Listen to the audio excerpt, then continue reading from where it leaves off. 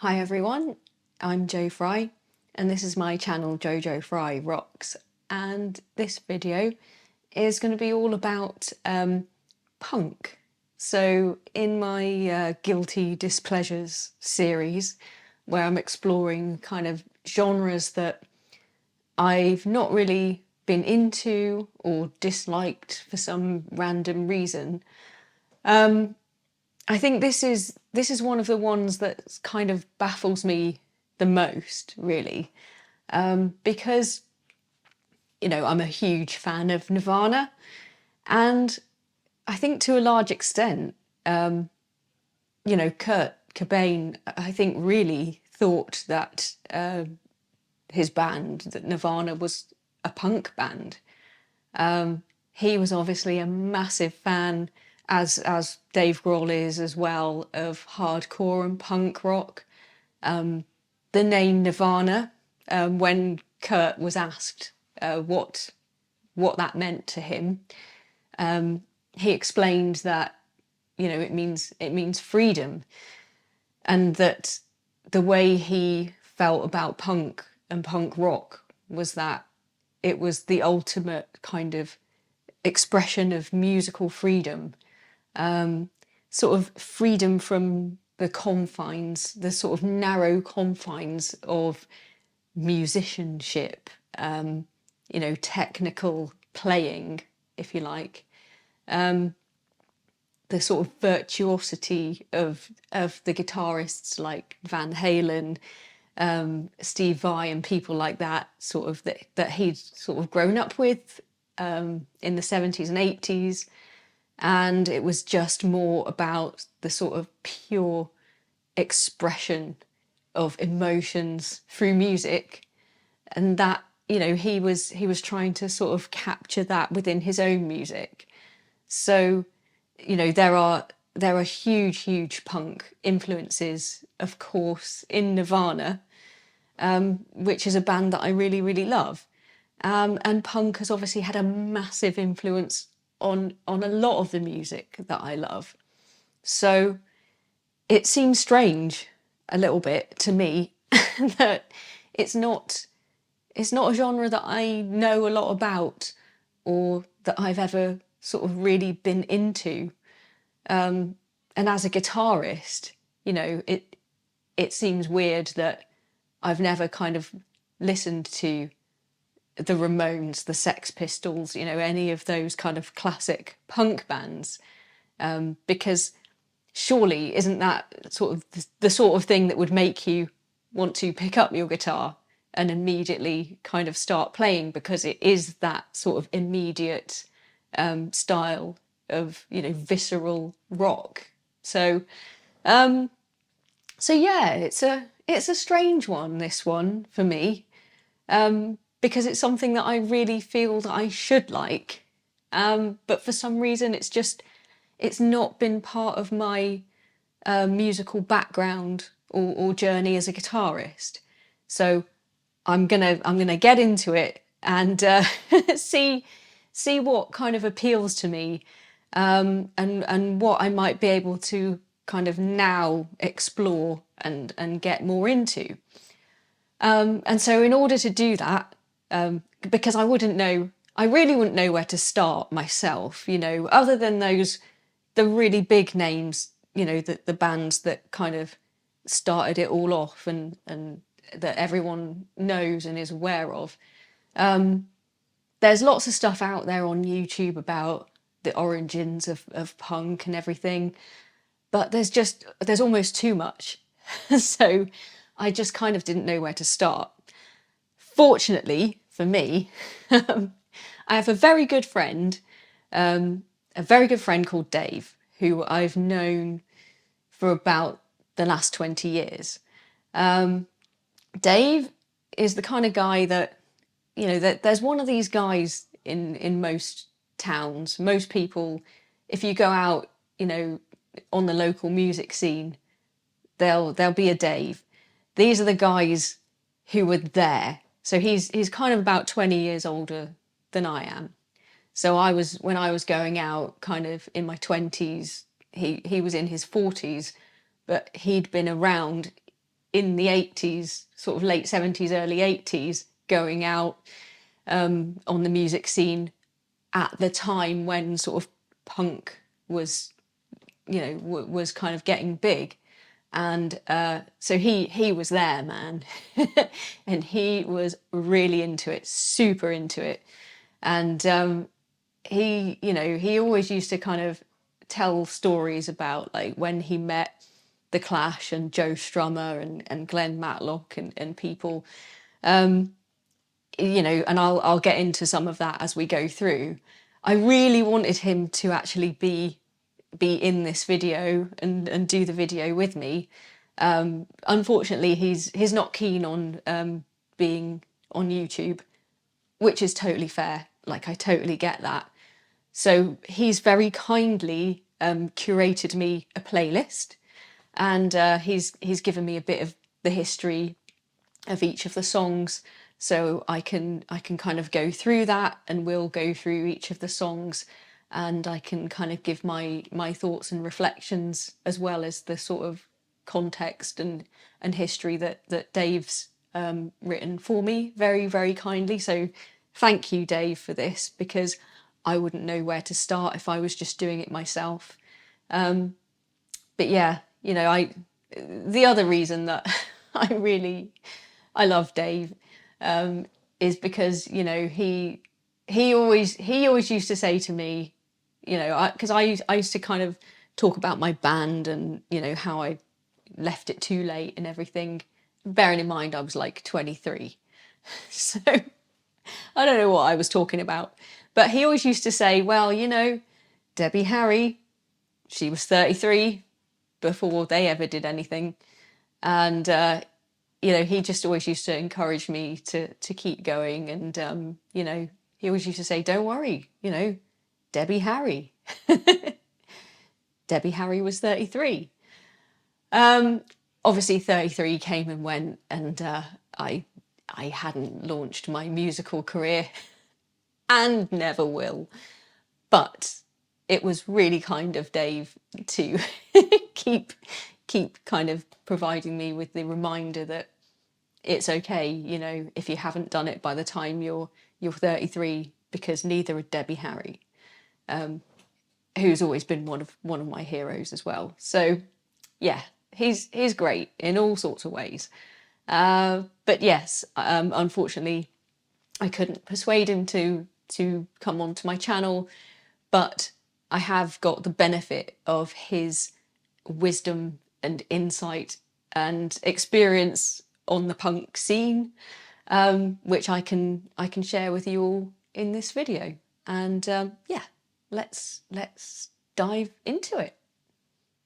So the first track on the playlist, we have got Teenage Warning by the Angelic Upstarts.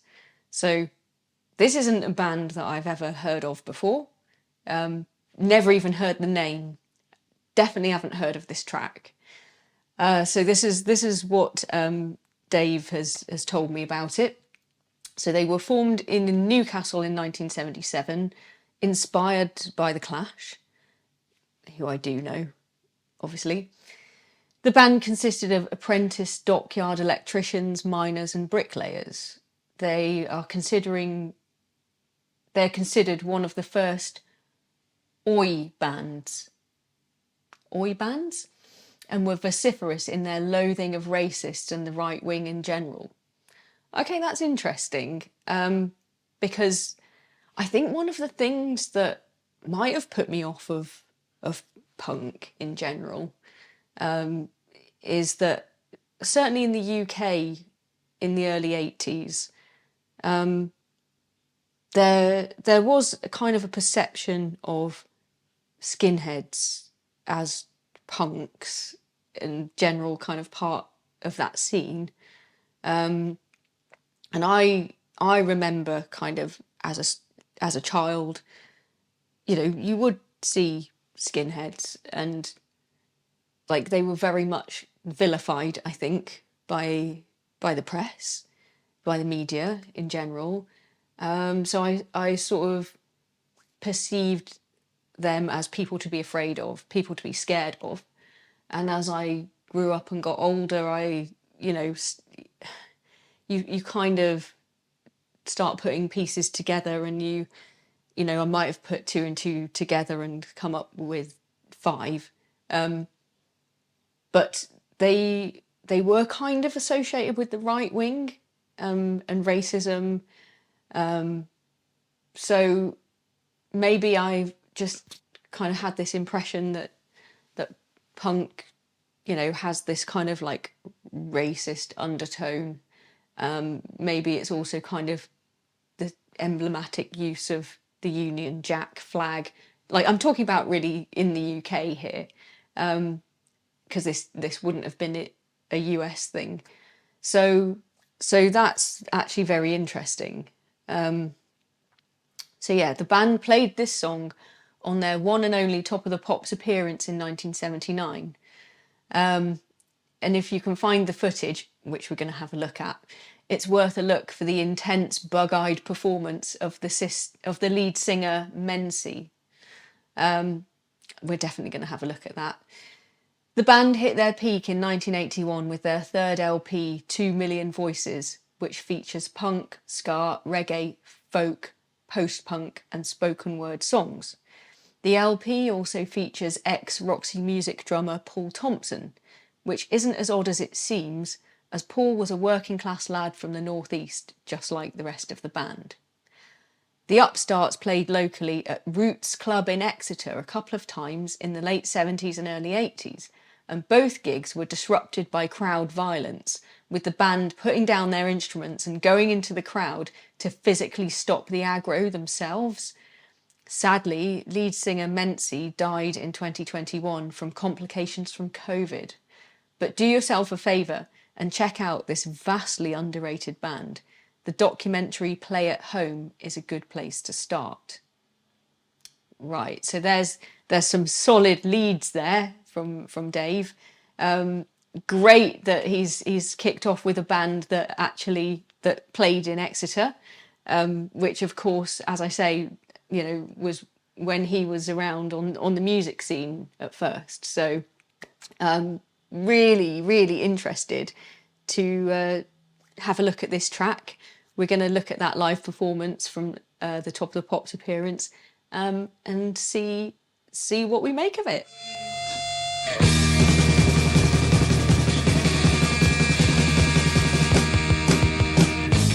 Up like an orange, then you hide the key to my destination. No satisfaction, it's all frustration. The times are changing, they're changing me. Open the cage, let free the animals, running wild with hard criminals. No satisfaction, it's all frustration. The times are changing when you're a teenage warning. And nobody's listening. Who takes the blame? 20th century. Wow, what a great start to the playlist. That was so good. Like, that performance, I was just glued to it. I was just absolutely glued to it. Wow, that guy, like, he really just held, it was mesmerizing. He just kind of held your attention the whole time. And musically, it was very, I actually thought they were pretty tight. I actually thought the playing was pretty good, even though, it's quite a simple, it's a fairly basic song. There's only a couple of chords, but they played, they were all sort of together, and it was fairly tight. There was a solo. There was a fairly basic solo, but it sounded cool. It wasn't that sort of loud and distorted, like I suppose the stereotypical like idea of punk would be. It wasn't even as sort of loud or thrashy or distorted as like a Nirvana song. What it really, really reminded me of, and I guess like I'm listening to this and watching this now in 2024 from the perspective of having gone through like post-punk, pop punk, and etc. So I'm looking at this now and thinking that really reminds me of Green Day. If you know, if that song was sung in those kind of, in that sort of American style with an American accent, that could have been a Green Day song. So obviously Green Day hugely influenced by all of this stuff that went before them. So of course that's what it's going to sound like to me, looking at it, I suppose, from the other end of the telescope or something like that. But I thought that had great energy, you know, really good lyrics, to the point, great performance, and yeah, I really liked it. Great start. This keeps happening in these videos, by the way. I keep kind of going, wow, I like this music a lot more than I thought I was going to. So you know, a promising start. Let's see what Dave has got next on his list for me. Okay, so next up we have got, what have we got? This Is England by The Clash. So obviously I know who The Clash are. Really like a few of their songs, the famous ones, obviously Rock the Casbah, London Calling, those kind of really famous songs. So I am expecting this to be good. But I've not actually heard this particular song, and I've heard the title, but it's not a song that I've ever actually listened to. So what does he say about The Clash and This Is England? The history of The Clash has been very well documented, and it's possible to argue that the band were one of the greatest bands ever to come out of the UK. But the period from 1983 to 85 that produced this particular song wasn't until recently well documented or highly thought of, to the extent that some don't recognise this version of the band that is part of the Clash lineage. Okay, wasn't aware that there was anything controversial about this, but there we go. At this point in the group's career, the band's original manager and agent provocateur, Bernie Rhodes, had been brought back into the fold after a 2-year absence to shake things up. And that certainly happened under his watch.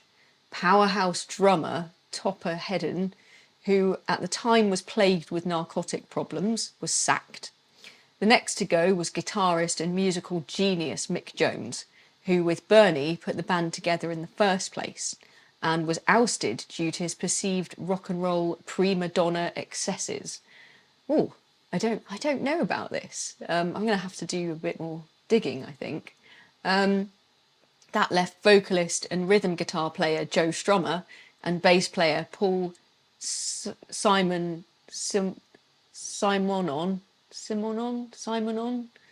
Sorry, apologies for that terrible pronunciation. From the original 1976 lineup, unknowns Pete Howard on drums, Vince White and Nick Sheppard on guitars were drafted in as replacements for Topper and Mick, with this latest incarnation of the band generally being known as the Clash Mark II. Bernie wanted a return to the band's punk roots whilst harnessing the use of synths and drum machines. They did this with the LP Cut the Crap, which was produced by non-musician Bernie. The result was a musical disaster and critical and commercial failure, to the extent that Joe split the band up as a result. Oh dear. The only song to really gain any sort of kudos from this period was the This Is England single, which is now considered to be the last great song by the band. The song is bleak and full of melancholy, and unlike many Clash songs, it provides no solutions and little in the way of hope for the future. but it chimed perfectly with the state that the band found themselves in, and with mid-80s Thatcherite Britain in general. Like, yeah, I can well imagine. The film The Rise and Fall of the Clash documents this era, and the Cut the Crap album has now been remixed as Mohawk Revenge. Mohawk Revenge is well worth a listen, as it shows that the band would have had a future with the right person in the producer's chair. Well, I have kind of some pretty strong feelings about production and producers in general. And I can well believe that, well, I think it's fairly obvious, isn't it, that the wrong producer, or someone who doesn't really know what they're doing, you know, is going to take what might be pretty good source material and flush it down the toilet. So, you know, it seems a shame, but I'll certainly check out Mohawk Revenge. But first of all, we're going to have a listen to This Is England and see what we make of it.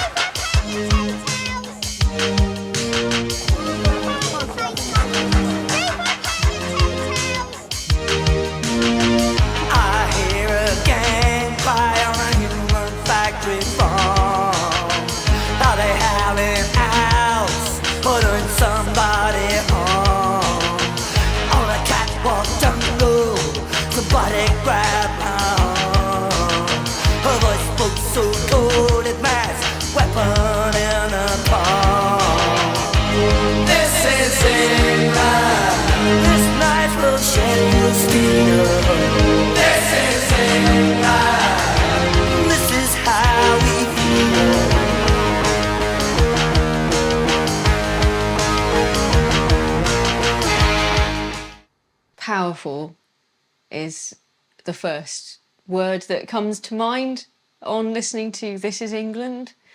Not what I expected. Even the even the terrible production doesn't it doesn't ruin it for me. You know, I can hear like what's wrong with it, and there are so many things that could have been improved. But actually, the guitar tone is pretty good, and just the melody, the chord sequence, it's beautiful. It's got this real. I can see exactly what Dave was talking about. This real kind of melancholic sound to the whole thing, and the lyrics are really, really powerful. I mean, this is proper sort of state of the nation analysis stuff. And the timing of listening to it right now in 2024, so we're in August 2024 now, just after the recent general election in July. We've recently had a little bit of, you know, of trouble here in the UK. We've had some kind of riots that were stirred up by the far right, in my opinion, as a reaction to the new Labour government and basically trying to undermine it. You know, they didn't really succeed, and you know, it's all kind of very quickly died down. But just reflecting on maybe some of the similarities or some of the, you know, parallels of where we are today versus what Joe Strummer was talking about in the 1980s, in the Thatcher years. You know, it could be like he could almost be talking about now in some ways. We've got collapsed industries. I mean, there's a specific bit in there about the line is the black shadow of the Vincent falls on a Triumph line, I think is a reference to the to triumph the motorcycle manufacturers. There was, the Falklands War going on, and that kind of brought out a lot of jingoism from certain sort of factions in the UK. I see no glory, when will we be free? That's kind of in reference to the Falklands victory.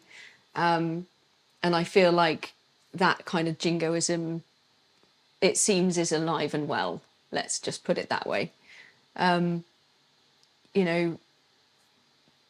All these themes that he's kind of making reference to here, like, a lot of them still feel very relevant today. So, to me, this, you could be writing this song now, and it would still matter. It would still be important.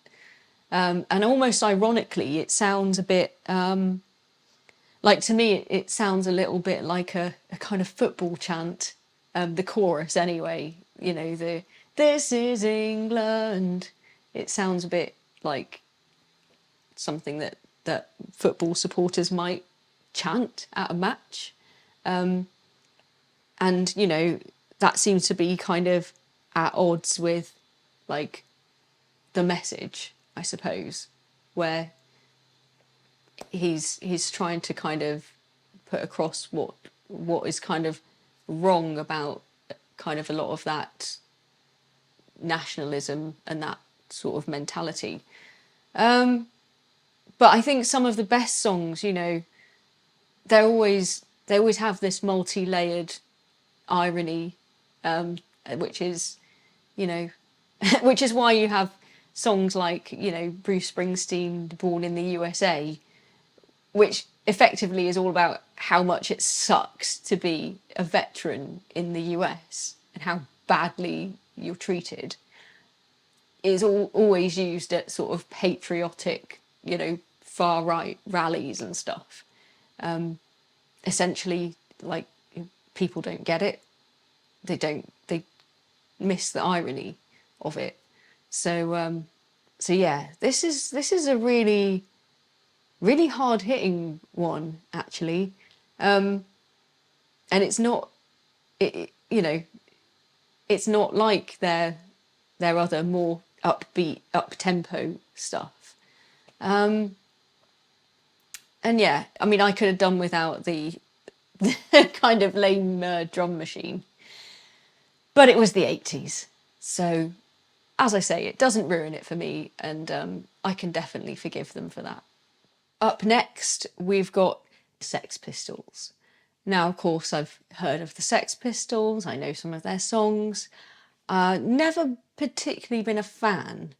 I think I just perceived them as being a somewhat manufactured band. They were kind of a Malcolm McLaren project. And I don't know why that should necessarily be a problem, but it just sort of always put me off a little bit. So I guess that's kind of why I never really liked them or got into them. But this isn't a song that I know, so I'm going to give it a listen and see what I think. But let's see what Dave has got to say about it first. So, Did You Know Wrong by the Sex Pistols.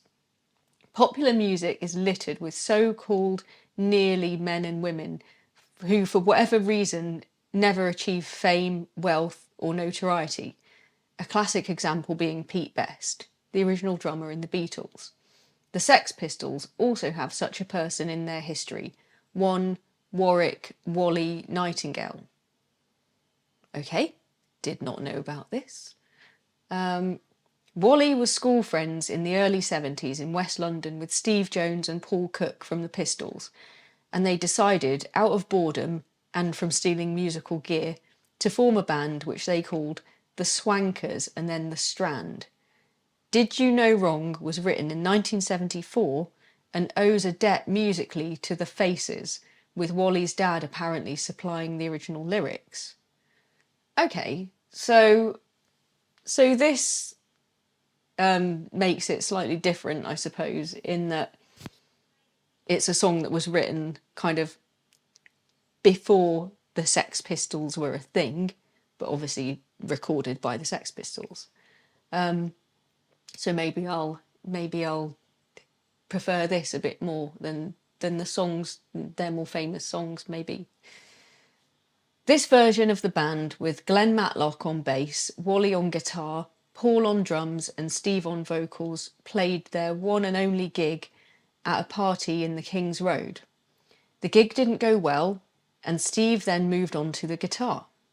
The band had been courting Malcolm McLaren to become their manager, which he eventually agreed to do, although it meant that with Steve becoming more proficient on guitar and Wally's lack of the correct nascent punk image, he was sacked from the band. I see. Upon joining the band, John Lydon rewrote the lyrics, and the song became their set opener for their early gigs. The song was released as the B-side to the Virgin record label version of God Save the Queen single. Wally passed away in 1996 due to drug-related problems, but he's now officially recognised as a co-author of this song. Right, okay. So John Lydon has had some input into it, but it was originally written by, well, actually, Wally's father, lyrically at least anyway. Right, let's give this a go, and see if it sounds, recognisably Sex Pistols, or is it something different?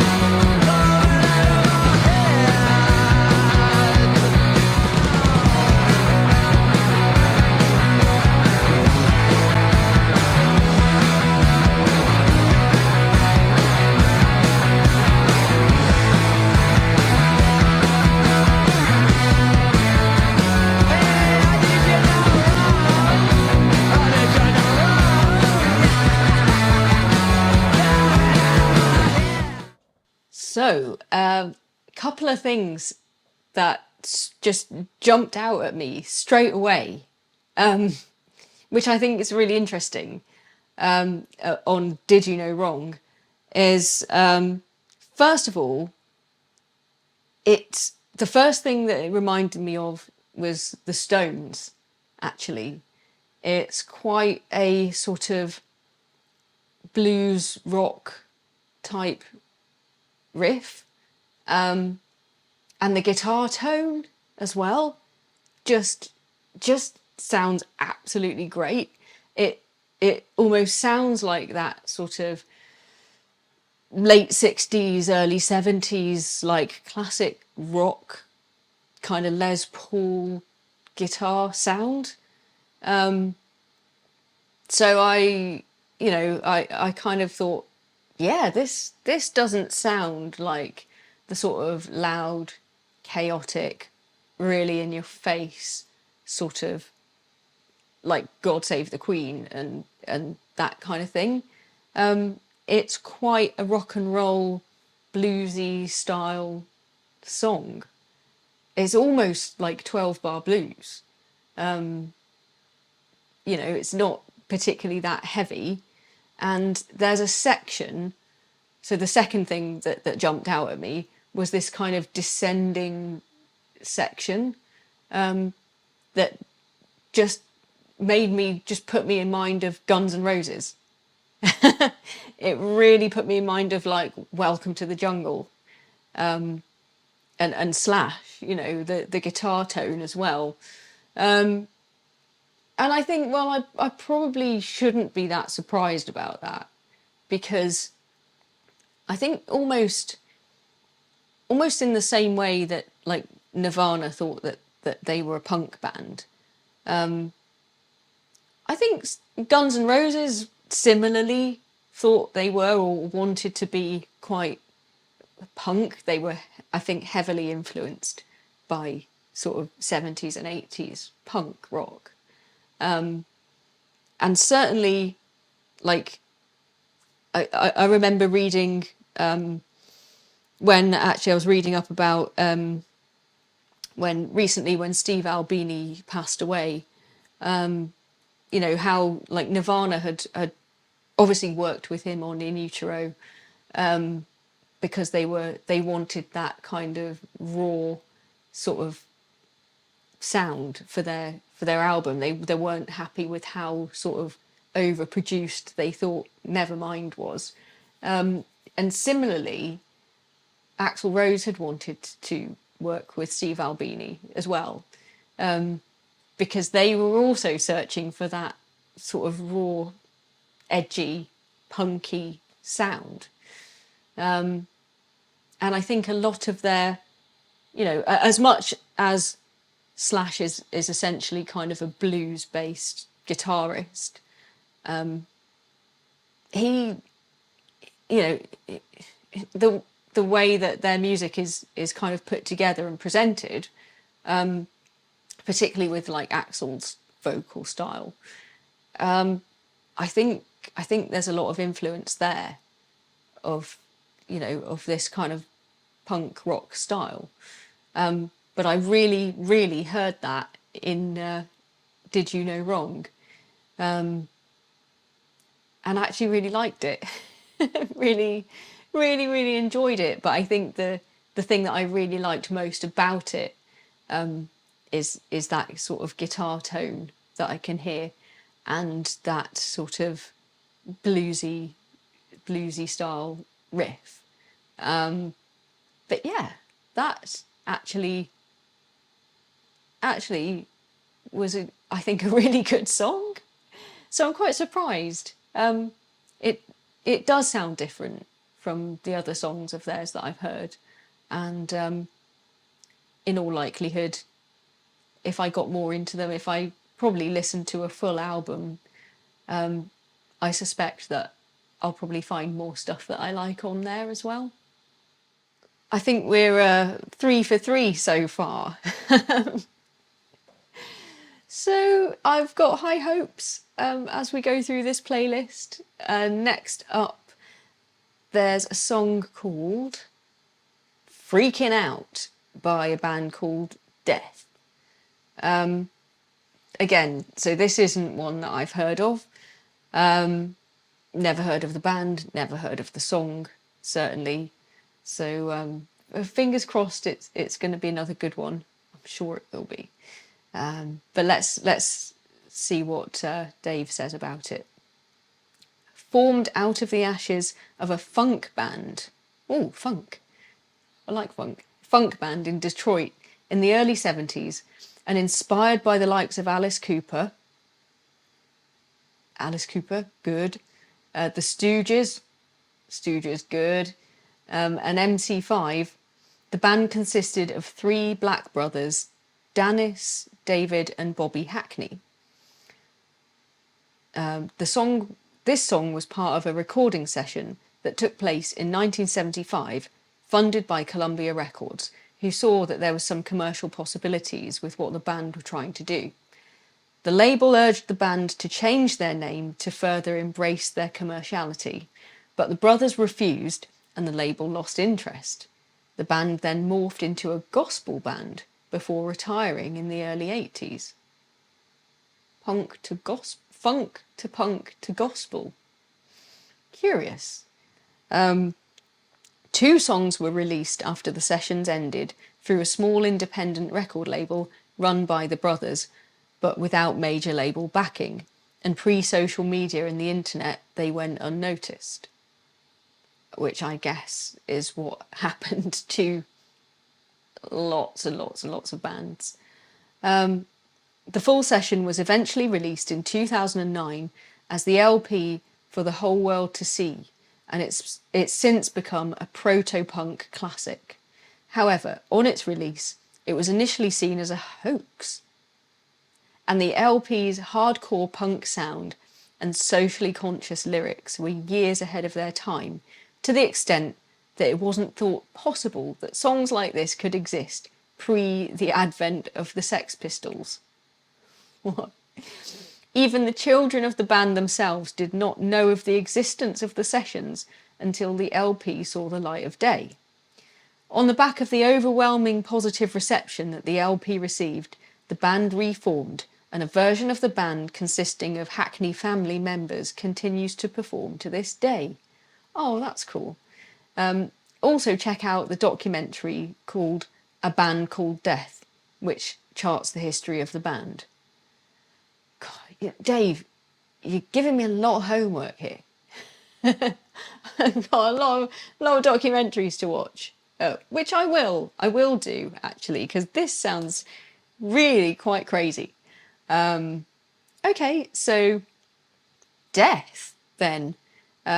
Let's see what this Freakin Out song is all about.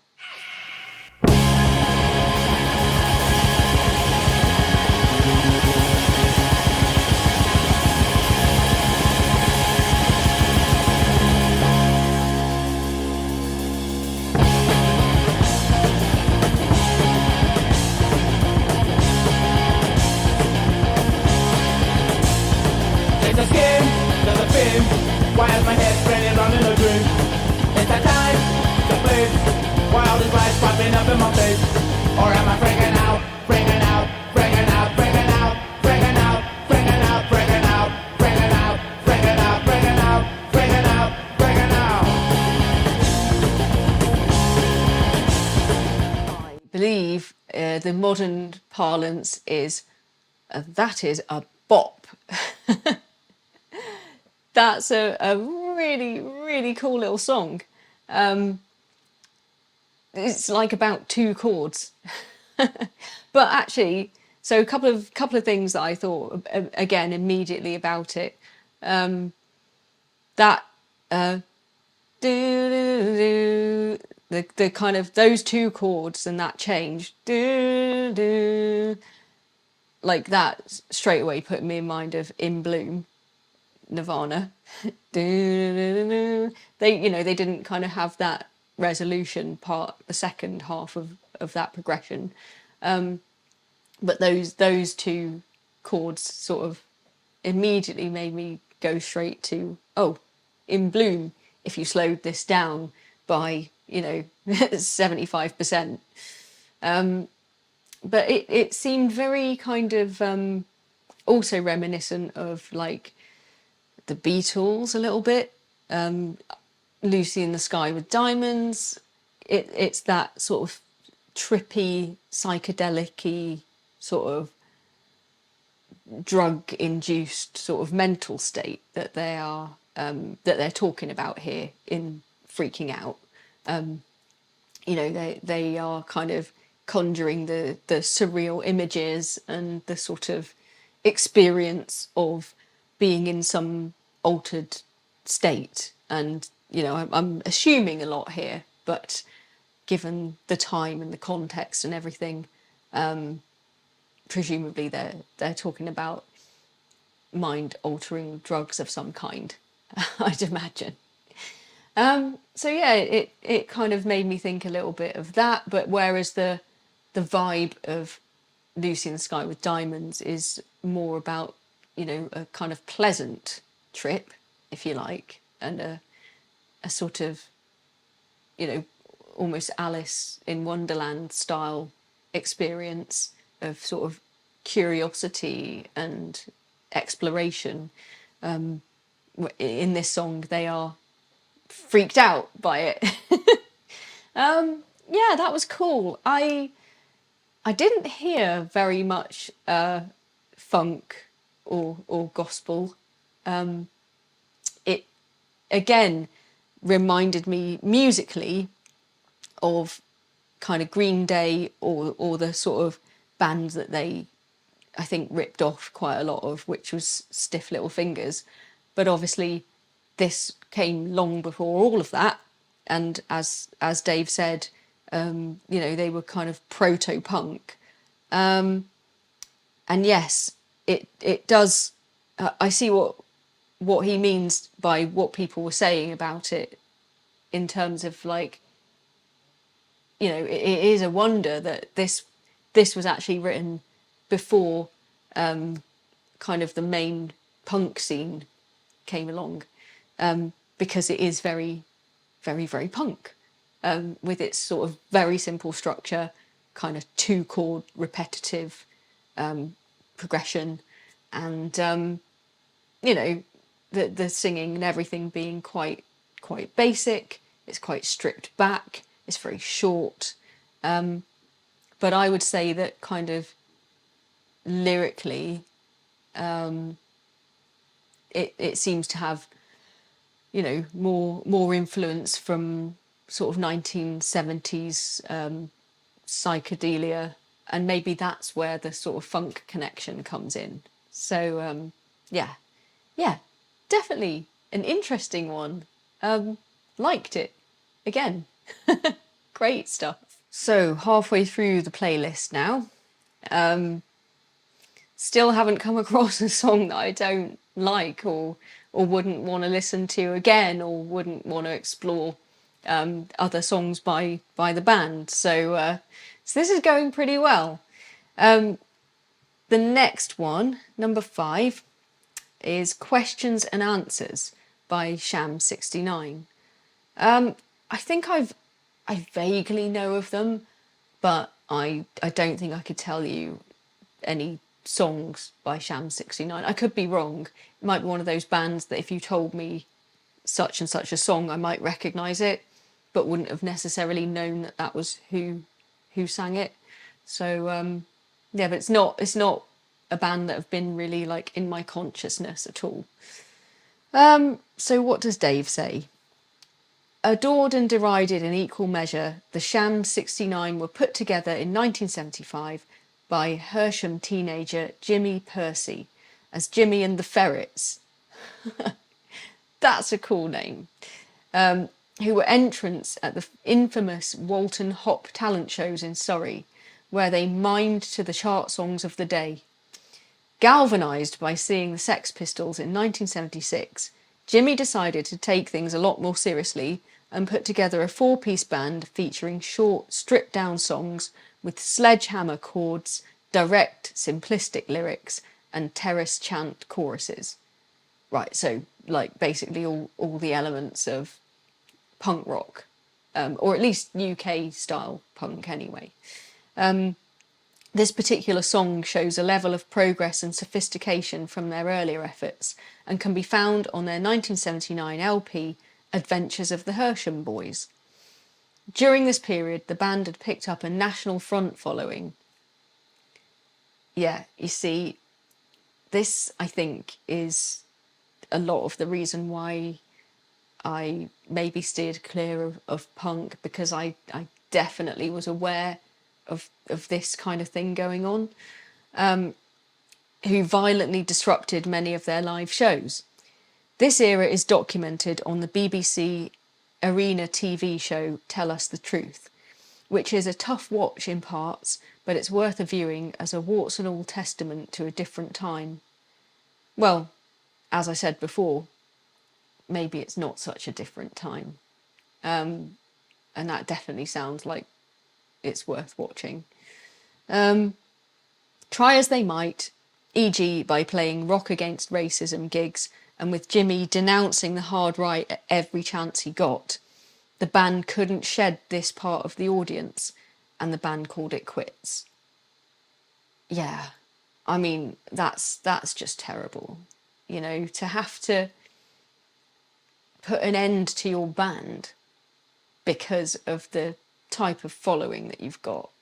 That's really tragic. Like that's upsetting. You know, that's having to end your career as a musician because you've got these idiots in your crowd all the time. I just don't know what you do about that kind of thing, you know. Plans were then formulated for Jimmy to join Paul Cook and Steve Jones of the Sex Pistols in a punk supergroup in mid-1979. But other than some live gigs documented on the Sham's Last Stand LP and a demo entitled Natural Born Killer, both of which only came to light decades later, this plan came to nothing. The band reformed in the mid-1980s, but due to complicated multiple lineup changes from that time, there are now two versions. There are now two versions of the band currently touring. Okay, although alongside Jimmy, his version of the band has the same bass and guitar players that recorded this song. Okay, finally, Sham's best known song, If the Kids Are United, is arguably now on a par with The Who's My Generation, in that it transcends the time period in which it was first conceived and performed, and has become a timeless anthem for the disaffected. It's also a great sing-along tune. Yeah, I would probably know that song. I bet I would know it if I listened to it. I just wouldn't have connected that it's by Sham 69. Great, okay, so let's have a listen to questions and answers then. But yeah, what a real shame about having to quit because for the reasons that they had to. You know, sorry guys, but for what it's worth, you probably did the right thing.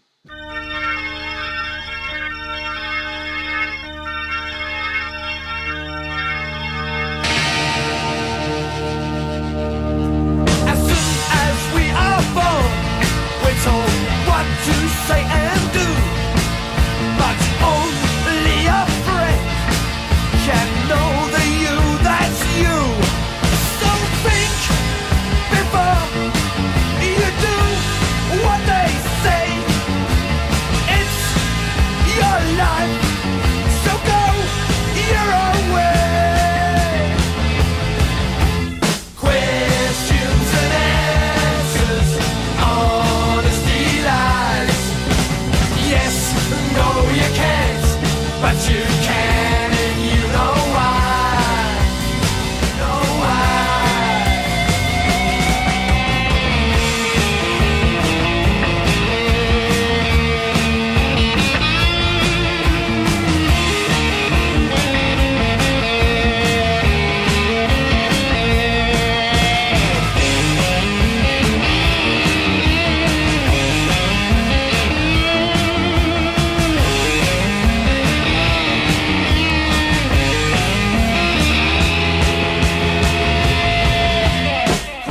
First thing to say about questions and answers, great guitar solo, absolutely rocking, you know, beautiful guitar tone, actually. But just a real kind of kick-ass solo. Absolutely love it. I think the song itself, I was kind of reflecting on, you know, what is it about this music that sort of maybe appeals to the kind of far right, etc. And I think a lot of the attitude of punk, I mean, this sort of encapsulates some of it, doesn't it? In terms of like the whole ethos of rebellion, of questioning authority, like not doing what you're told. And this is a sort of constant, isn't it, throughout the whole of rock and roll, from the very earliest roots of rock and rock and roll music. It's about that kind of rejection of authority. It's about youth. It's about rebellion. It's about, you know, challenging the norms, I suppose, challenging what you're told to do. you know, you have this.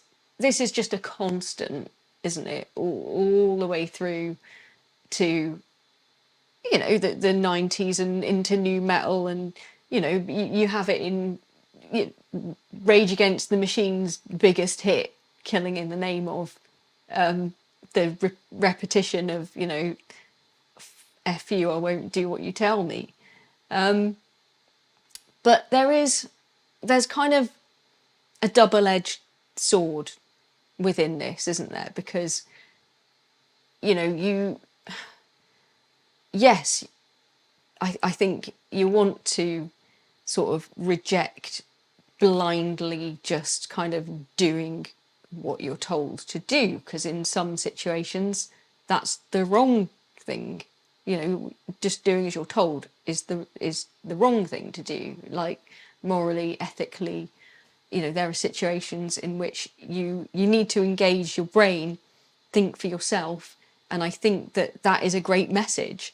And what they're saying here, you know, Sham 69 are saying, think, engage with it, you know, use your own mind and question, I suppose, before don't just blindly follow rules or do what you're told. But the key thing is about not blindly following orders or rules. Sort of thinking about it, questioning it, and challenging it in your own mind. Not just simply refusing outright to, you know, comply with the law, for example, just like for the sheer hell of it, just for the sake of it, just for the sake of kicking off, and fighting and stuff. So you know, there's probably a key part of that message that was lost on a lot of people at the time, and a lot of the people that were into them and followed them clearly just would see a song like this as just total, like, permission to just cause havoc and chaos for the sake of it. You know, just for the sheer hell of it. And again, you know, we've recently seen quite a lot of that happening, you know, just in the last few weeks. There's always an element of society that are unfortunately looking to do that, and will invoke, you know, music and bands and songs that they think kind of supports this motivation.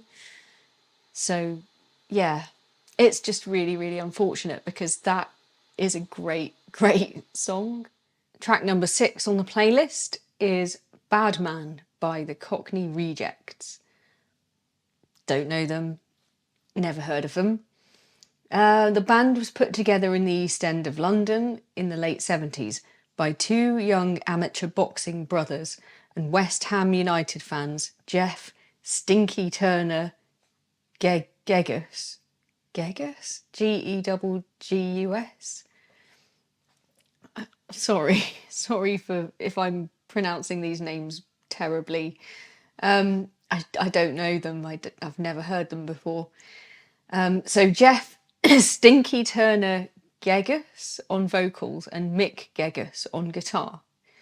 Taking their cues from Sham 69, the Angelic, Upstarts and early 70s hard rock bands, their first clutch of songs were the epitome of tuneful, raucous street punk music. Sounds cool. Initially and wrongly perceived as being sympathetic to nationalistic right-wing ideals, so again, I guess similar to the Sham 69 situation, the band attracted a violent faction amongst part of their following. However, that didn't last long, as the band, who were avowedly apolitical, went out of their way to eliminate any racists from their fan base by any means necessary. Things came to a head with the so-called Battle of Birmingham in 1980, when football rivalries came to a head, which subsequently made touring difficult for the band. The band then moved towards a more heavy metal direction, which wasn't successful, and the band dissolved. Older and wiser, the band reformed in the late 2000s and were celebrated in the film East End Babylon, which is as much about a bygone era of the 60s and 70s as it is about the band. Okay, that sounds pretty cool. That sounds interesting. The band played locally in Exeter in 1979 at the Roots Club and at the Cavern in 2022, with Jeff apologising that it had taken so long for them to return after their first gig. Yeah, come on, Jeff. That's a pretty long time. On a side note, Morrissey considers himself as a fan, and Jack the Hat McVitie, who was murdered by Reggie Cray, was bass player Vince Reardon's uncle. Right, convoluted link, but yeah. As of 2024, only Jeff is left from the original band, and all his action shadow boxing stage persona is a nod to his youthful, pugilistic past. Go and see them if you can. All right, so I'm going to have to now look out for the Cockney Rejects, I guess, because as Dave has commanded me as part of my homework to go and see them. Well, tell you what, let's have a listen to Bad Man and see if that's something that I would actually like to do.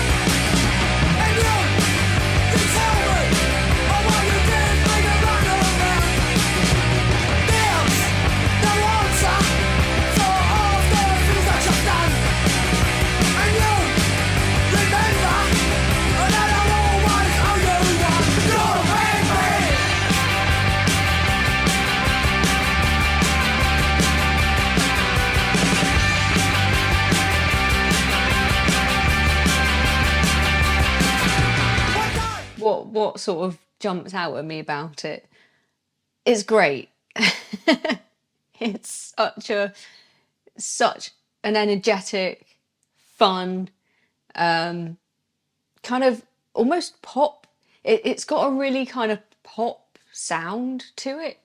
I was watching I think it was the studio recorded version, but with some footage of them playing live, which I'll put in the edit. The guitarist is playing a Gibson Flying V. I don't really like the Vs so much, but this one looks really cool. Like, it doesn't look like a kind of cheesy one. It actually looks super cool. In fact, the Cockney Rejects look super cool. They're very, very young though. I think that was one of the first things that struck me, is just how young they look.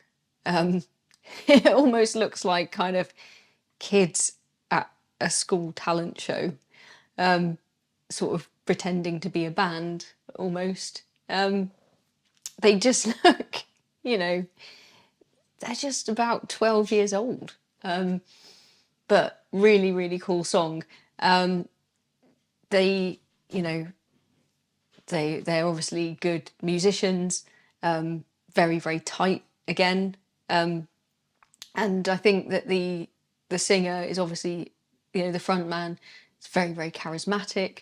With his sort of missing tooth, he's a little bit Shane McGowan, which is no bad thing, because he was awesome as well. But with, the shades and the missing tooth, he's obviously he's trying to project this cool sort of hard man image. And yeah, it's a great track. It's a kick-ass song. The little like do do do do do do do do do. It just gives it a really sort of more of a pop punk sensibility, I suppose, rather than the sort of hard, loud, aggressive punk rock sort of stereotype, I suppose. And undoubtedly they've probably done more of that kind of stuff because they look like that's what they were trying to project. But actually this song is just a real sort of, you know, nodding along, foot tapping, kind of upbeat, up-tempo, great listen. So yeah, still haven't come across one that I don't like on this playlist. So you're doing me proud so far, Dave. The 7th song on the list is Germfree Adolescents by X-Ray Specs. I have heard of X-Ray Specs, but haven't heard any of their music. It's just one of those bands that you're aware of, you know of their existence, but I've never listened to. So super interested to hear this one. Polystyrene, aka Marianne Joan Elliott said, was inspired to form a band, as many others were at the time, by seeing a Sex Pistols show. Okay, so yeah, I've heard this a lot actually, that actually a lot of the punk bands came about as a result of these kind of musicians initially having gone to see the Sex Pistols and then been inspired to start a band. Her epiphany came after seeing the Pistols on Hastings Pier in 1976, and she then took out an ad in the music press titled "Young Punks Who Want to Stick It Together," from which she formed her band X-Ray Specs. In order to set themselves apart from the punk also-rans, 16-year-old Laura Logic was added on the saxophone. X-Ray Specs were particularly unique during the punk years, in that many of their songs focused on absurdity, superficiality and disposability associated with consumer life in the late 20th century. So I think, from what I understand, because I have done a little bit of kind of background research about the punk movement as it kind of was, I think a lot of the ethics and aesthetic of punk were centered around notions of sort of anti-consumerism, sort of certainly anti-corporate, just rejecting social norms, but the rejection of what they saw in the 1980s as the rise of this kind of global consumerism as they saw it. This particular song is one of their slower numbers and can be considered to be where the punk, post-punk and new wave genres meet. And it's taken from the LP of the same name, which was released in 1978. Unfortunately, Polly suffered from mental health issues after the LP came out, and she retreated from public life to become a member of the Hare Krishna movement, a journey that Laura Logic would also take simultaneously but separately to Polly. As is the case with many bands from that era, Polly put X-Ray Specs back together in the 90s. The band played the Exeter Cavern in 96, but with another singer called Polly Filler, as Polly herself was recovering from a traffic accident at the time. Sadly, Polly succumbed to cancer in 2011, but the posthumous film Dayglow, the polystyrene story, is an excellent document of her band and her life. I really have got a lot of things to watch, Dave. Where am I going to get the time? But I will. I'll make time. Because this does really sound very interesting. And they played the Cavern. They played the Exeter Cavern. So, got to be worth a watch. Let's have a listen to Germfree Adolescents.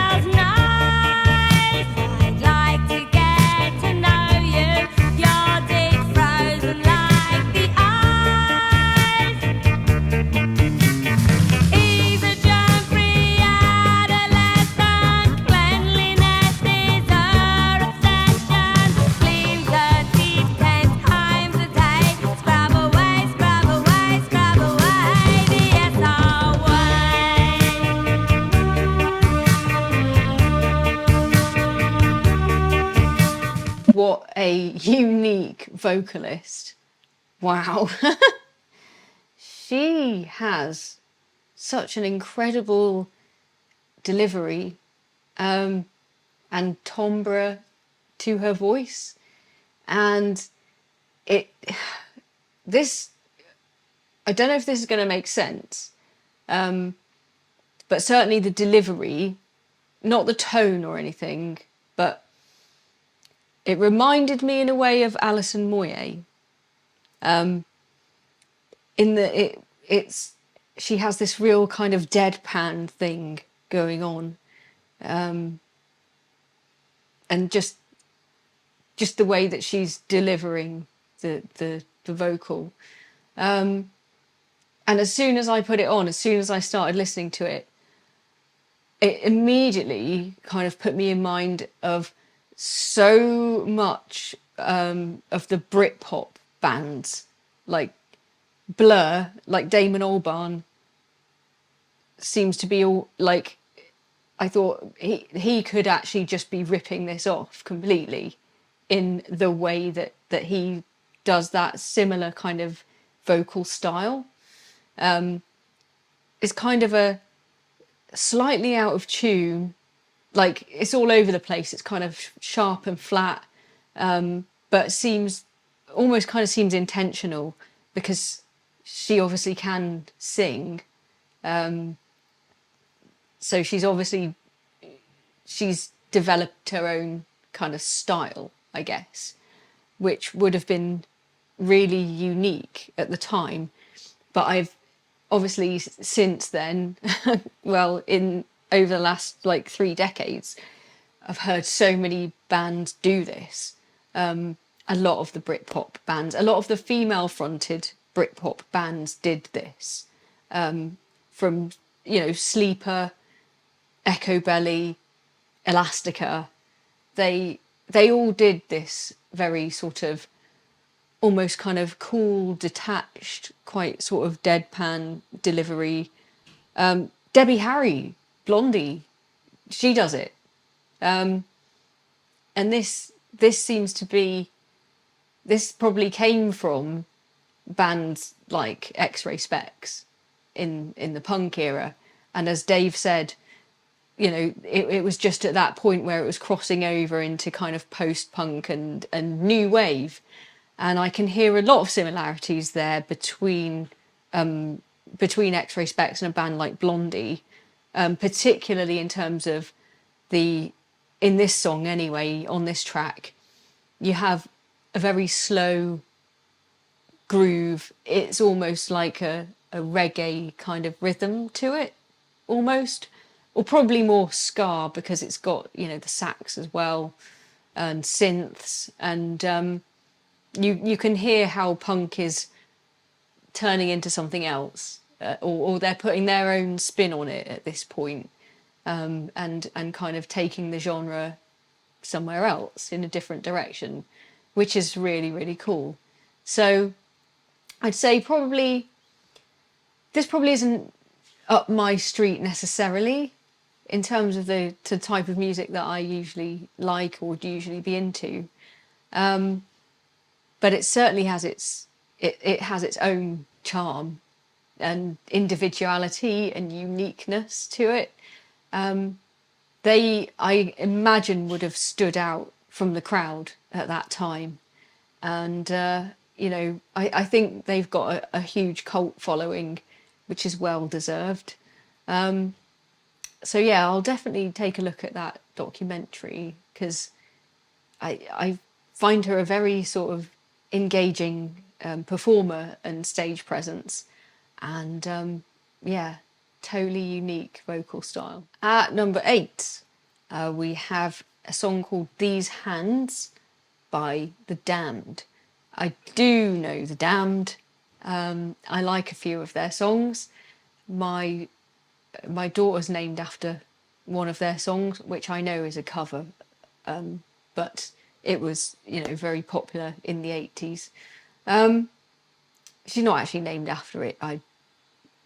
It must have been in the back of my mind, I think, when we were choosing names. But it's a good song, and I really like Dave Vanian. I think he was a big influence in turn, I think, on Dave Gahan from Depeche Mode. I think Dave Gahan got his whole deal from Dave Vanian. So, yeah, I know I like The Damned. But the song These Hands is not one that I know. The Damned are a band of many firsts. First to release a punk single, New Rose, in 1976. First to release a punk LP, Damned, Damned, Damned, in 77. And the first major punk band to split up in 78. That's quite a compressed time frame. And they were the first to reform for their comeback, LP Machine Gun Etiquette, which was released in 1979, from which These Hands is taken. Okay, so that's probably why I don't necessarily know it, because I think I've only really listened to their sort of earlier stuff. The song isn't typical of the songs on that album, but it shows the band's future direction through guitar player Ray Burns, aka Captain Sensible. Who doesn't love Captain Sensible? Pop sensibilities and vocalist Dave Vanian's gothic vision. The faster songs on the LP are notable for newly recruited bass player Al G. Ward's herd of stampeding elephants bass sound and technique. It's a little known fact that Captain Sensible used ex-David Bowie sideman Mick Ronson's amp on the album. The studios in which the recording took place were also being used by The Clash at the same time when they were putting together their London Calling album, and YouTube footage has now been discovered showing both bands having a riot and getting on very well together. Don't You Wish That We Were Dead is the only official biopic of the band. It's a tragicomic tale that highlights the group's ability to shoot itself in the foot whenever fame and fortune is within its grasp. The band continues to record and tour to this day, and it has a vast catalogue of excellent and diverse music to draw on. Captain Sensible can occasionally be seen wandering around Dawlish, as he's an old-school train spotter who loves the Brunel-designed railway station at that seaside town. Okay, I've been to Dawlish numerous times. I've never seen Captain Sensible there, sadly. However, I don't think he's going to be at the kind of fairground rides at Dawlish Warren, which is usually where I am with the kids. We don't tend to spend very much time train spotting at the Brunel atmospheric railway station. So so we could have gone past him and not known about it probably a few times. Anyway, so The Damned, as I say, great band, really like them. I guess this is just one that's passed me by, but really excited to give it a listen.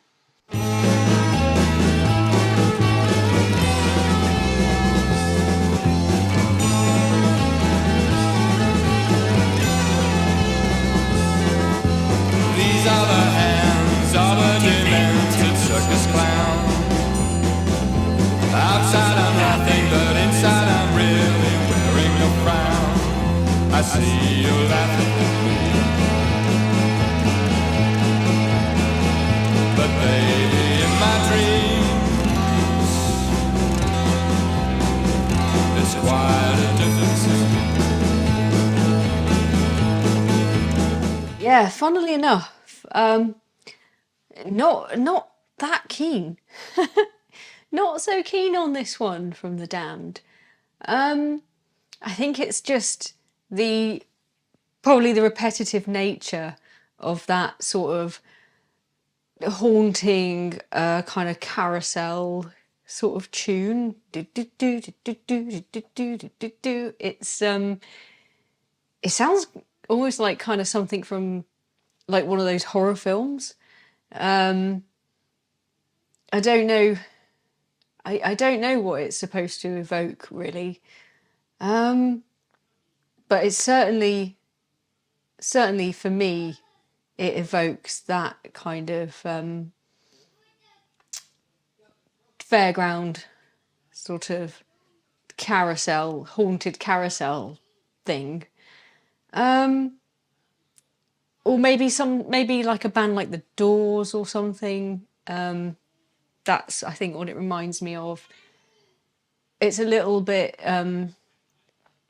maybe even a little bit kind of proggy, which is somewhere we're going in the future and exploring. But yeah, it's not their usual kind of thing.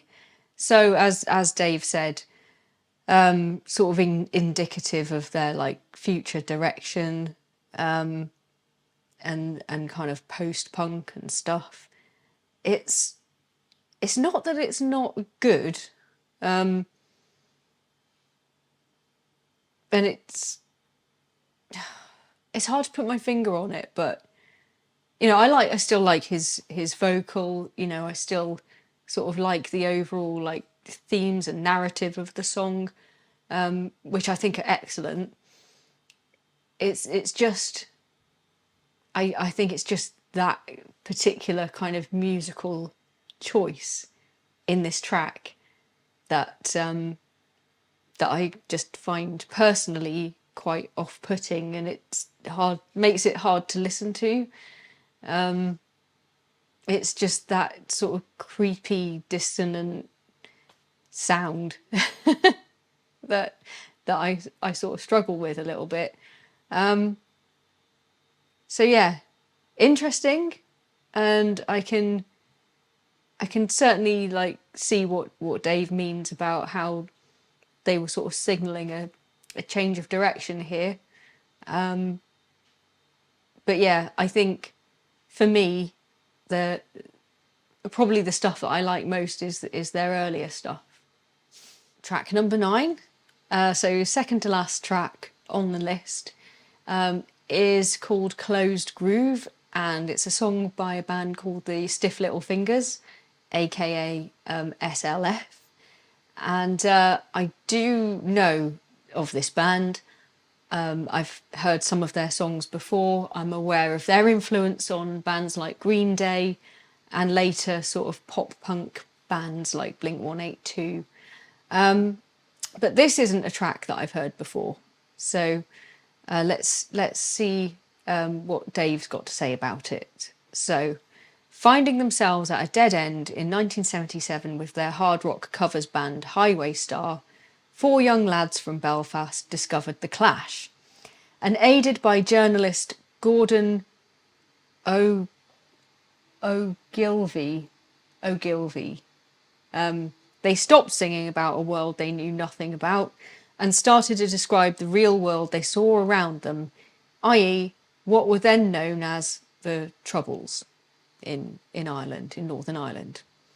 The results were a scathing, feral denunciation of the violence of their everyday lives, but with a sense of positivity in that there could be a better future, as there was more to unite the people of Northern Ireland, than there was to divide them. This spirit was captured perfectly on their first LP, Inflammable Material, from 1979. The album was an extremely brave statement at the time, as it decried the repression and harm that Unionist and Republican paramilitaries, the British Army and the RUC were doing. On its release via Rough Trade Records, it became the first independent record to chart in the UK. That's pretty cool. Closed Groove is atypical of the album's contents and stands out as something of a post-punk curiosity, and no one, least of all the band, can recall if it's ever been played live. The band were subsequently featured on ITV's South Bank show, bizarrely enough with subtitles where the band are shown playing live. The band's lineup has undergone some changes over the years. Members have included ex-Tom Robinson Band drummer Dolphin Tayloy, Alarm lead guitarist Dave Sharp, and Jam bassist Bruce Foxton.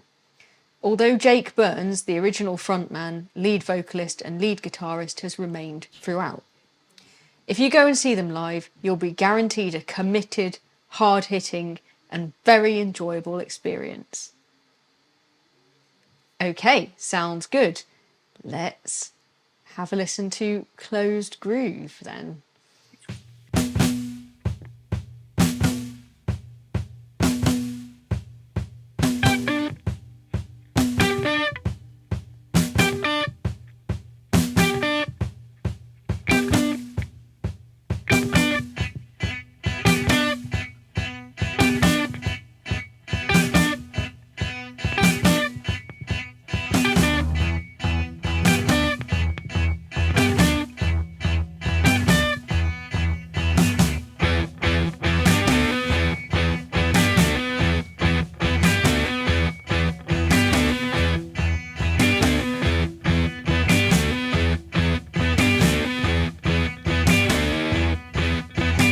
Punctuality, waste of time.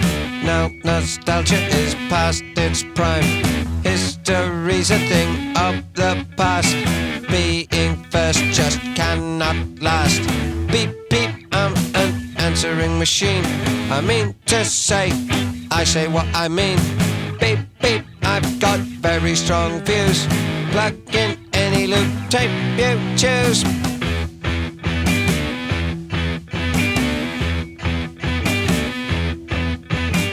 Listening to this track, the first thing that came to mind in terms of what it reminds me of musically is the White Stripes. That very, very sort of pared down, very sort of sparsely produced,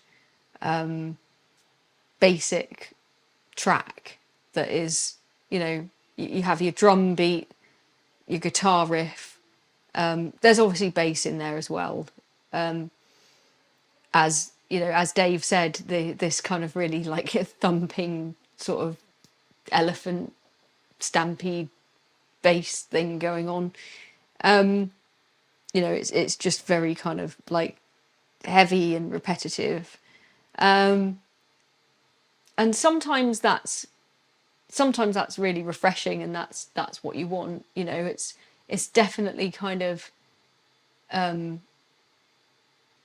when you're looking to put your point across in a song and you've got a point to make, it's very direct, isn't it? But it's not the easiest listen, let's say. For me, you know, that sort of repetitive, very kind of relentless beat and rhythm, and pace and everything, like just that kind of dum dum dum dum thing. I can sometimes struggle with things like that. I guess there's just like, it's quite one-dimensional. You know, there's not a lot of like dynamic shifts or like changes in, you know, verse, chorus, bridge, solo. You know, I suppose I like a bit more variety within a song. Although having said that, you know, I used to like the White Stripes, and I enjoy things like Seven Nation Army and things that are just, that's just the same thing repeated over and over again. So I don't know. It really is hard to say sometimes, but yeah, this track, I don't know. This has been my least favourite track. So we've done really well, Dave. We've got to the 9th track out of 10. And this is the only one, I think, so far that I've really thought I'm going to struggle to listen to this all the way through. So yeah, we're not doing too bad, but this one, Stiff Little Fingers, yeah, it's just really, really not my bag, I think. The final track on this playlist, track number 10, is called Warhead, and it's by a band called the UK Subs. This isn't a band that I've ever heard of, so let's see what they're all about. Fronted by itinerant hairdresser and mid-1960s R&B veteran Charlie Harper, the UK Subs have been plying their trade since their inception in late 1976. Warhead is considered to be the band's signature song, which was developed from a bass line used at their sound checks, and on release in 1980 it reached number 30 in the UK charts. Between 1979 and 81, the band had a run of 6 consecutive chart singles and EPs, all of which had Top of the Pops appearances to promote them. So they must have been quite famous, the UK Subs, but I don't know, I've just somehow never heard of them. These records were released on coloured vinyl, with the joke being at the time was that their singles released on black vinyl were the rare ones, and it was these that would eventually become worth collecting. After their run of chart singles ended, they moved away from their pop-punk sound into a much heavier direction, to the extent that their 1982 song Down on the Farm was covered by Guns N' Roses in 1993. I know Down on the Farm. Of course I do, obviously. Giving the band much needed exposure and, of course, money. Now, I knew Down on the Farm was a cover. Still didn't know the UK Subs though, so that's funny. But that again is yet more evidence of what I suspected about Guns N' Roses' sort of punk influence, I guess. Although it wasn't immediately apparent, it came to light that their successive album titles start with consecutive letters of the alphabet, the first being Another Kind of Blues and the last being Zizo. The group were featured in a short film entitled Punk's Not Dead, which was the support feature to the Great Rock and Roll Swindle in 1980. The film is fairly incomprehensible, except the live segments, which are excellent. They've had more retirement tours than Frank Sinatra, but they simply can't stop playing live, and will be coming to a pub or festival near you soon, or anywhere basically that has electricity and a stage. Go and see them if you can. Right. They sound fun. They do sound fun. And, Down on the Farm, whilst not being one of my favourite Guns N' Roses songs or covers, actually, it was still fun. So we'll give them that. Let's see what we make of the final song on this list, which is called Warhead.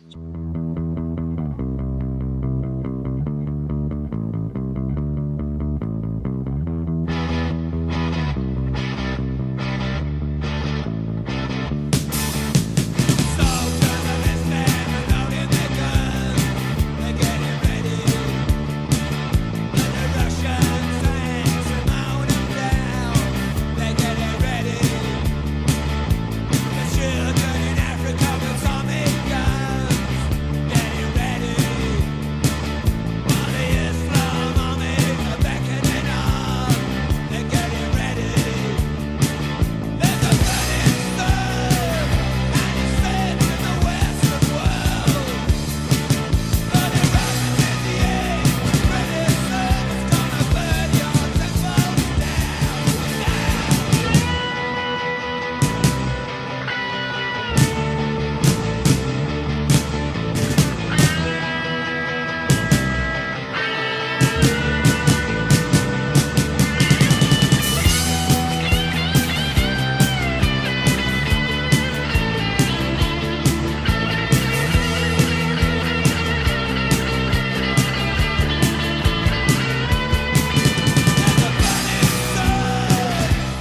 again, wow, another really, really powerful song, really potent kind of anti-war,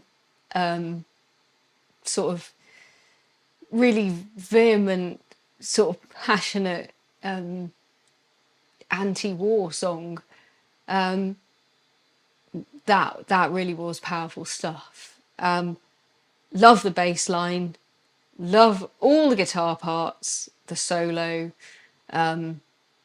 Just really, it's just a really great song. What can I say about it? It's it's got a very clear message. It's very it just hits you, like that one just kind of hits you in the chest, and yeah, I love the melody, the chord progression, the bass line again. But that the kind of the riff that repeats over it as well. The guitar tone is also spot on, like really, really nice. It's just a really solid, well-written song, and I can hear its influence in so many of the bands that I like, and things that came later. Through sort of the social consciousness of the lyrics, to the kind of the way that the groove works, the way that the drums and the bass work together to kind of create that groove. That just really, really, really rocks. And I'm surprised that I don't know them. I'm surprised that I haven't heard of them before, because they clearly are famous, and they had some hits. So in the 80s, and yeah, I guess I'm just a little bit surprised that I haven't really come across them before. But if they are still out there and still touring and still playing, then I will happily take up Dave's advice and go and see them if they come down anywhere near to Exeter. I'd definitely be interested to go and see them for sure. So that's it. That's all of them. And I realised that I forgot to do the marks out of 10 as I went through the playlist. It's difficult doing this on my own. Actually, it's a lot harder than when I've had these discussions. The first couple of ones of these that I've done. So I'll just quickly kind of go through and give you my marks out of 10 for each of these. So I thought I liked Teenage Warning, really liked it. Definitely up my street. It was a solid, strong start to the list. So I would give that one a 7, I think, out of 10. That was a strong start. And then moving on to This Is England by The Clash. Again, really loved that. Thought it was very powerful. Great song. So I think that was probably a 9 out of 10 from me. And then I was very surprised by how much I liked Did You Know Wrong by the Sex Pistols. Again, I think that's another high score. Didn't like it quite as much as The Clash, so we'll go with 8 out of 10 for that one. Freaking Out, it wasn't as much my bag as the first 3 had been. But, happily give that a 7 out of 10 for, it's a really good, really interesting track. But yeah, it just wasn't at all what I was expecting it to be, I think. Questions and Answers, what would I give that?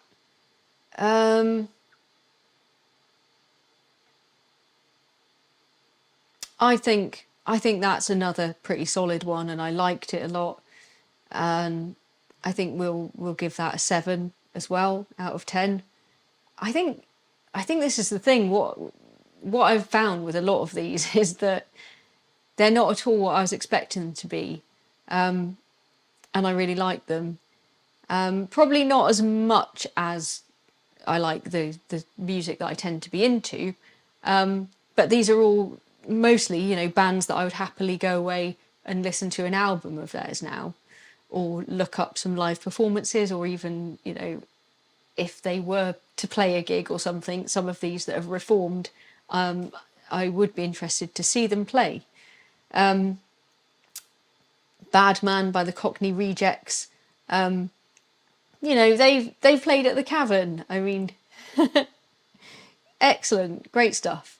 I think that track, I again give it a 7, I think, out of 10. Germfree Adolescents. I'd probably give that slightly less, probably 6 out of 10, just because it's moving into slightly different musical territory. It's got that kind of ska reggae thing to it. It's a bit slower. It's not, in general, you know, that track, it isn't kind of that interesting to me in terms of the kind of musical direction. But I did find the singer, Polystyrene, kind of a super engaging performer. So yeah, very, very unique. These Hands, I think that's probably going to be another 6, because I do like The Damned, but I just wasn't particularly keen on this actual track itself. Closed Groove is the one that I've liked least on this list.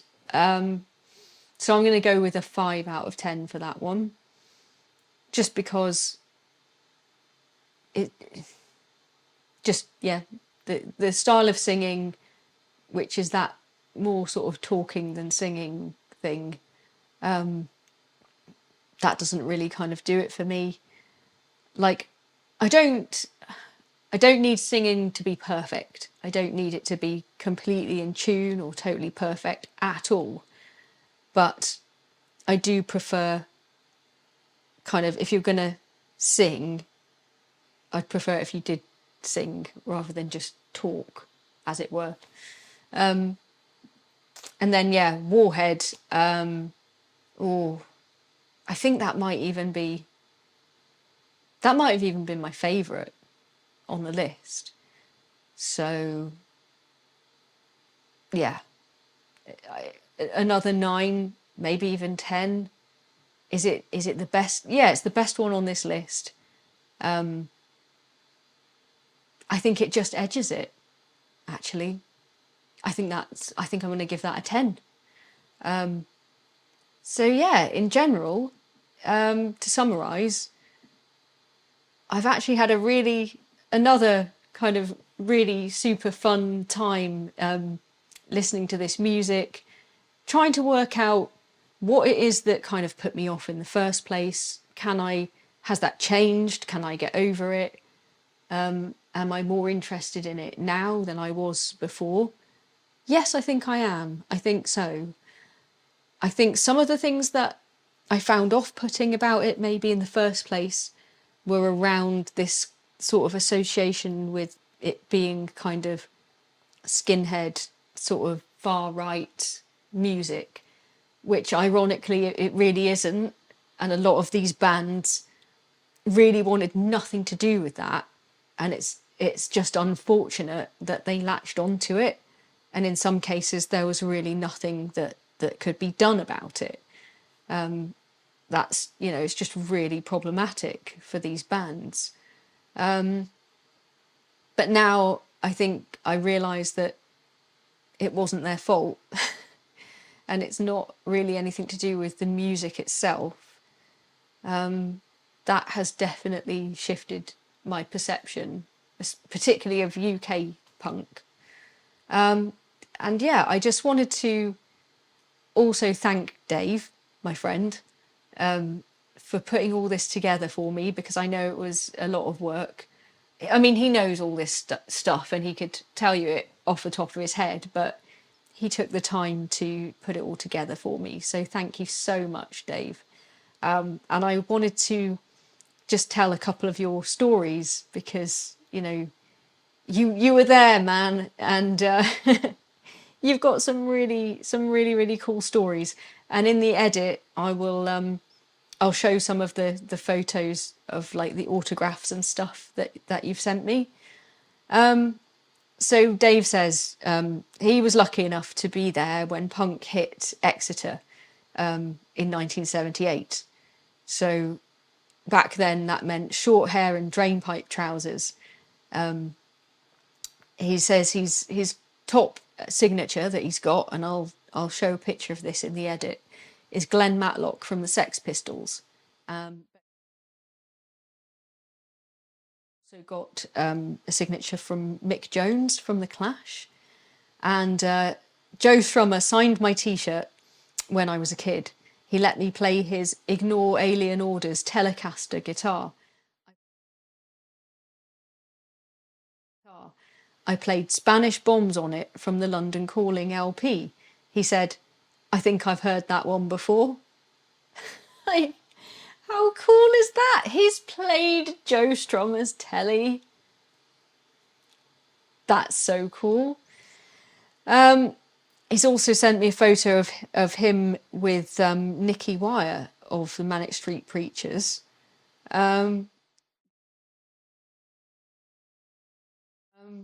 Which is pretty cool as well. And yeah, I'll put that in the edit. As I say, Dave is an absolute legend. He's an Exeter music scene legend in his own right, really. And as I say, you know, I couldn't have done this video if it hadn't been for Dave's help. So I'm enormously grateful for that.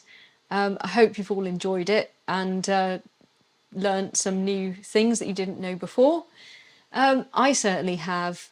It certainly has changed my opinion, and I will be now spending many hours watching many of these documentaries that Dave's given me for my homework. So thanks for that, and thanks everyone for watching. Cheers.